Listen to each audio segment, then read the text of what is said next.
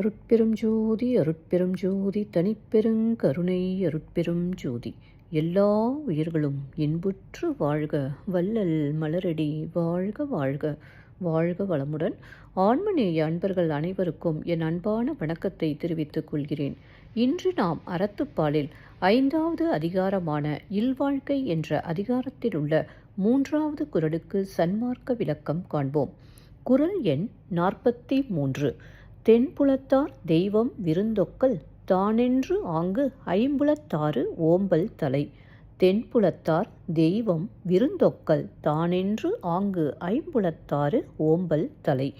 முதலில் உலகியல் விளக்கம் காண்போம். தென்புலத்தார் தெய்வம் விருந்தினர் சுற்றத்தார் தான் என்ற ஐவகை இடத்தும் அறநெறி தவறாமல் போற்றுதல் சிறந்த கடமையாகும். இப்பொழுது சன்மார்க்க விளக்கத்தை காண்போம்.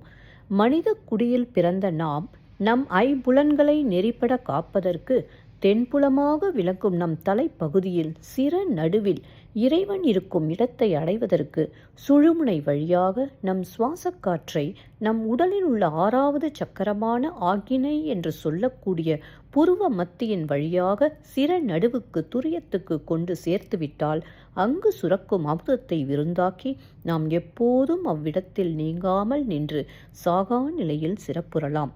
மீண்டும் ஒரு முறை கூறுகிறேன்.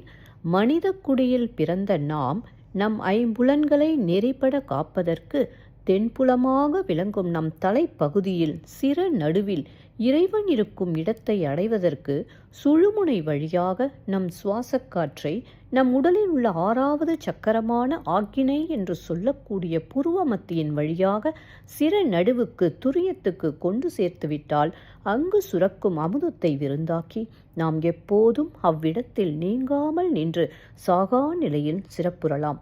நன்றி அன்பர்களே. மீண்டும் அடுத்த பதிவில் உங்களை சந்திக்கும் வரை உங்களிடம் இருந்து விடைபெறுவது திருமதி பாரதி சேகர். வாழ்க வளமுடன்.